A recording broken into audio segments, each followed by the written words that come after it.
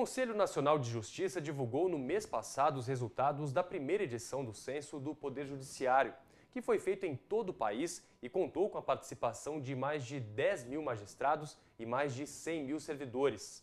Esse é o assunto do quadro Saiba Mais de hoje. E por isso a gente conversa com o conselheiro do CNJ, Paulo Teixeira, que também é o coordenador do Censo do Poder Judiciário.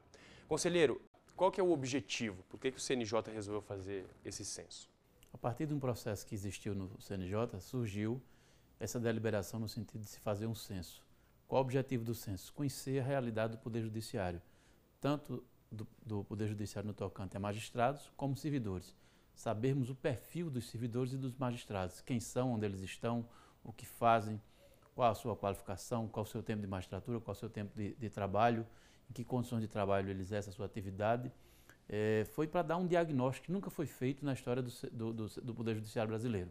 Conhecer a estrutura do Poder Judiciário, a estrutura de pessoal, de estrutura, para que a partir daí o CNJ pudesse tomar atitudes e promover ações, propor soluções para esses problemas que aparecerem em decorrência do censo respondido pelos magistrados e pelos servidores. O número de magistrados do sexo feminino, conselheiro, ficou abaixo do que o CNJ esperava? Se você levar em consideração essa busca de um passado mais distante, sim. Mas se você considerar esses números nos últimos 5 anos, não. Nos últimos 5 anos, a magistratura brasileira, no tocante à presença feminina, cresceu de uma forma significativa. E a tendência é crescer cada vez mais, porque o que se vê hoje é um número maior de mulheres fazendo o concurso e sendo aprovado, consequentemente. Então, nesse contexto, lá puxando dos dados de 20 anos atrás, sim, mas de 5 anos para cá, esse número é maior, eu diria, a entrada de mulheres na magistratura é maior do que o número de homens. Em relação aos magistrados negros, o que a pesquisa apontou? Nos últimos 5 anos, sim, cresceu, né? Historicamente, em função de toda uma estrutura do poder, não só do poder judiciário, mas em função também da possibilidade dos negros de acesso à educação, esse número é menor. Mas a partir do momento em que se possibilitou o ingresso dos negros na educação, ou seja, no ensino superior, esse número tende a crescer também, assim como as mulheres. Claro, de uma forma gradativa, não tão próximo quanto as mulheres. Mas o que nós esperamos, em função de toda essa situação, que esses números cresçam também em relação aos negros. Como também em relação ao número que nós identificamos nessa pesquisa, foi a presença de magistrados de origem indígena.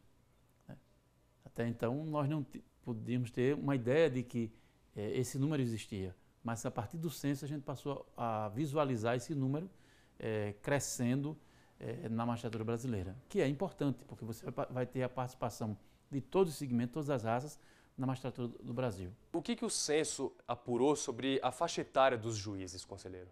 Nos últimos anos, a presença de magistrados cada vez mais novos é uma frequente. É um número que cresce. Por quê? Porque o que nós observamos, o que nós enxergamos hoje nos concursos, em função da saída das pessoas cada vez mais jovens da faculdade, essas pessoas procurando o concurso público. Primeiro, acho que por uma garantia financeira, funcional. E então você observa essa presença de pessoas cada vez mais novas entrando na magistratura brasileira.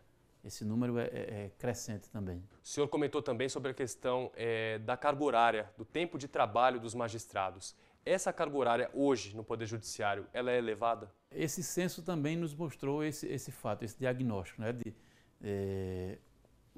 não só o tempo da pessoa na magistratura, mas também o tempo dele diário, a jornada diária do magistrado. Foi um pouco acima da média, né? Um pouco acima de 7 horas. Né? Mas o que nos mostra também é em que condições você passa a exercer a sua atividade, não só de magistrado, mas também de servidores. Porque a ideia do censo foi que nós tínhamos apenas ideias vagas a respeito de quem ocupava essas funções, em que condições. Com o censo a gente passou a ter esse quadro real.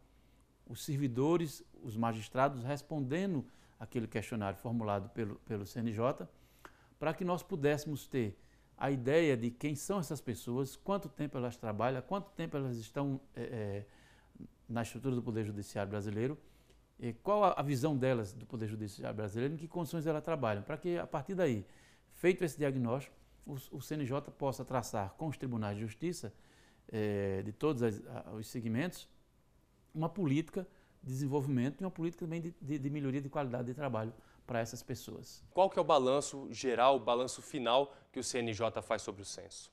Positivo, né? Positivo em que sentido? Porque a gente passou a ter uma real visão da estrutura do Poder Judiciário.